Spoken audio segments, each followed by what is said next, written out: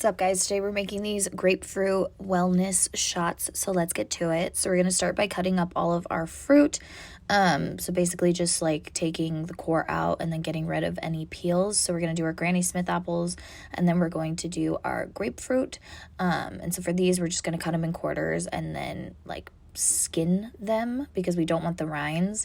And then we're going to do the same with our lemons, and then we're going to take our ginger root and you're just going to peel it before, and then you're going to cut it up into chunks after it's all peeled. It's okay if there's still a little skin on there. It doesn't have to be absolutely perfect. We're going to throw all of that in a blender with our honey, our apple cider vinegar, our turmeric or turmeric, however you say it, and then some water to blend it all together. And then you're just going to blend it all up until it's like completely done, until it looks nice like this, like when you know that it's all completely blended together.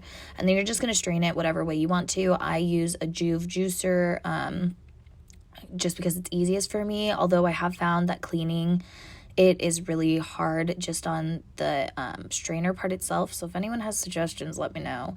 And then you're just going to put those into your shot glasses, and that's it. These are super tasty, and it's just a nice way to start your morning. So bon appetit.